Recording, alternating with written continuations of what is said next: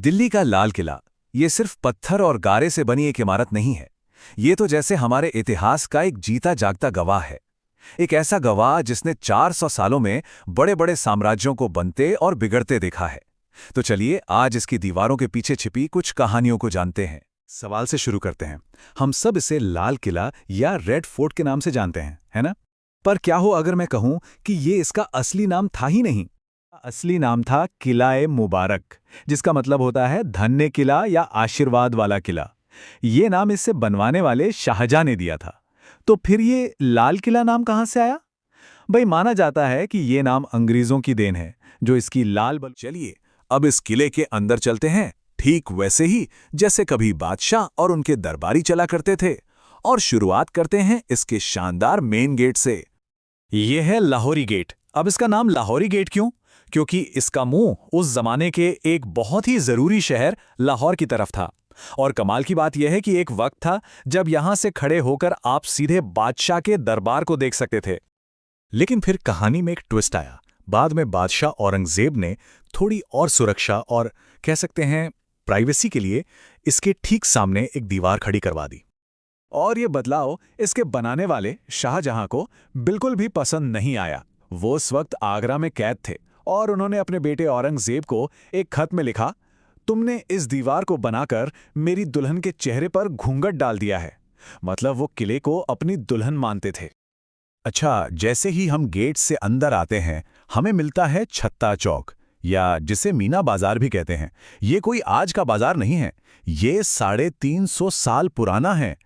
पहले ये खास तौर पर शाही औरतों के लिए था और देखिए आज भी ये बाजार उतना ही गुलजार है। अब इस बाजार से आगे बढ़ते हैं और उस जगह चलते हैं जहां से पूरे मुगल साम्राज्य का कामकाज चलता था, जहां फैसले लिए जाते थे। ये है नौबत खाना यानी ड्रम हाउस। यहां से दिन में 5 बार म्यूजिक बजता था। एक तो वक्त बताने के लिए और दूसरा बादशाह के आने की खबर देने के लिए। लेकिन इस संगीत के पीछे एक स्याह सच भी छिपा है। इसी जगह पर 2 मुगल बादशाहों का कत्ल भी हुआ था। और नौबत खाने के बाद आता है दीवाने आम। जैसा कि नाम से ही जाहिर है, ये आम लोगों के लिए दरबार था।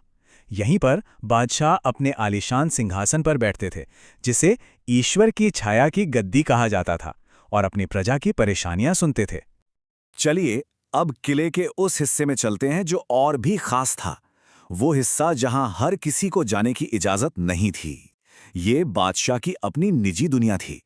ये है दीवाने खास, मतलब खास लोगों के लिए दरबार। यहां बादशाह अपने सबसे भरोसेमंद मंत्रियों और मेहमानों से मिला करते थे। ये पूरी जगह संगमरमर की बनी है और यहीं पर मुगल सल्तनत की शान, उसकी सबसे कीमती चीज रखी जाती थी। और वो चीज थी तख्ते ताउस यानी मयूर सिंहासन। जरा सोचिए, सोने चांदी और बेशकीमती जवाहरातों से जड़ा एक सिंहासन, और उसी में लगा था दुनिया का सबसे मशहूर हीरा कोहे नूर।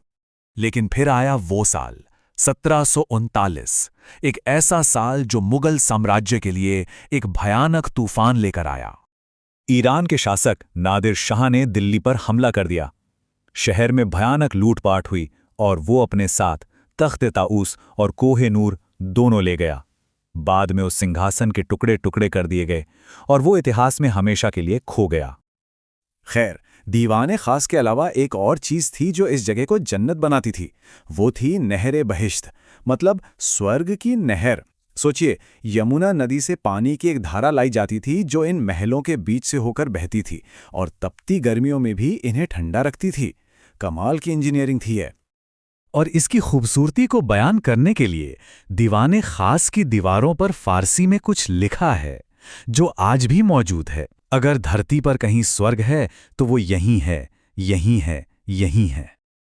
लेकिन जैसा कि कहते हैं, हर सुबह के बाद शाम होती है। अब हम कहानी के उस मोड़ पर हैं जहां मुगल साम्राज्य का सूरज डूब रहा था।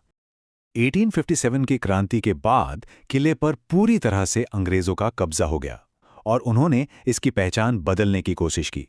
कई नाजुक संगमरमर के महल और खूबसूरत बाग तोड़ दिए गए। इस स्लाइड को देखिए, ये फर्क साफ नजर आता है। एक तरफ मुगलों की बनाई नाजुक और कलात्मक इमारतें और दूसरी तरफ अंग्रेजों के बनाए हुए सीधे साधे फौजी बैरक। पूरी तरह से एक अलग दुनिया।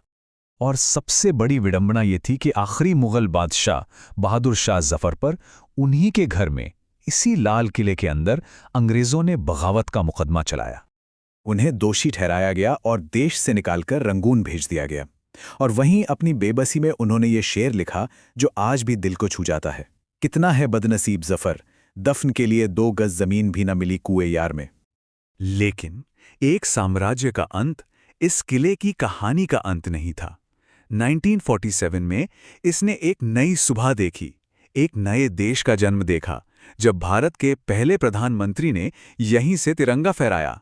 आज ये सिर्फ एक ऐतिहासिक इमारत नहीं, बल्कि आज़ाद भारत की आन बान शान का प्रतीक है और एक यूनेस्को वर्ल्ड हेरिटेज साइट भी।